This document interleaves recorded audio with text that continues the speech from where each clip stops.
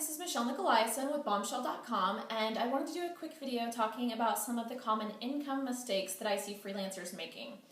Far and away, the most common mistake is that people assume they have 40 billable hours a week. As a freelancer, you do not have 40 billable hours a week. 15 to 20 is much more reasonable as far as estimates. And this kind of has a whole cascading effect, because if you assume that you have 40 billable hours a week, then you're setting your prices based off of 40 billable hours a week, and which means you're probably undercharging.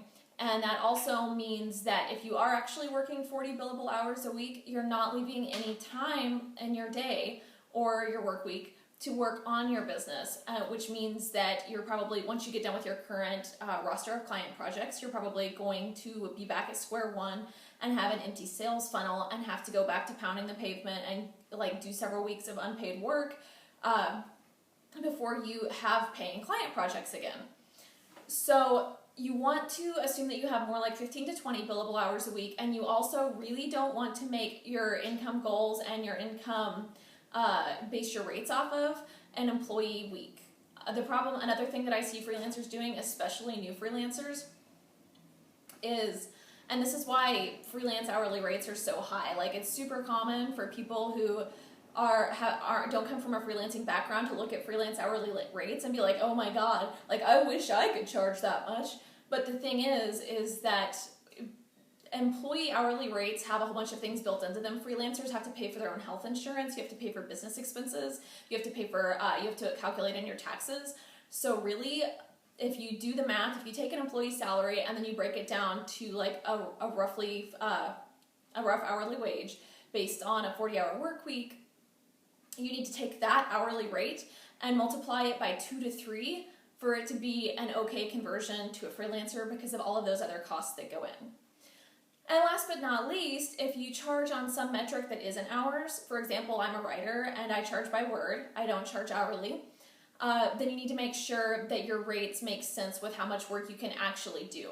So I charge by the word, and I know that I can do 2,500 words a day as my maximum output. And that's, if I do that, I have maybe an hour left of brain power left. So what a lot of people would do is they would take 2,500 words a day times 25 cents a word, which is $300 or $400, I think, I'm not sure offhand. And then they would multiply that by however many work days there were in the month, and they'd be like, oh my gosh, this is going to be a 5-figure month. But the thing is that if I did that, if I actually wrote 2,500 words of client work every single day, Monday through Friday, for a whole month, I wouldn't have any time for email marketing, for social media marketing, for content marketing, for pitching new gigs, or anything like that. So at the end of that month, and I would probably be kind of burned out, because one of the things that I need to do as a freelancer and as a creative professional is make time to work on my own creative projects. So at the end of that month, if all of my client projects suddenly ended, then I would have nothing in my sales funnel, because I hadn't been pitching all month, because I had just been constantly writing for clients.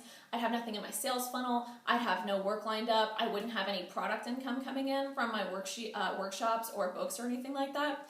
So it's a huge business mistake, and this is something that's really, really common and that I see people doing all the time.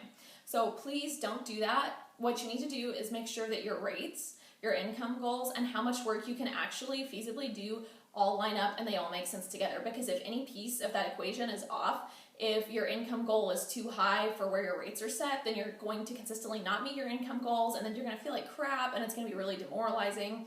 If any piece of that triangle is off, it will have a bad effect on your business.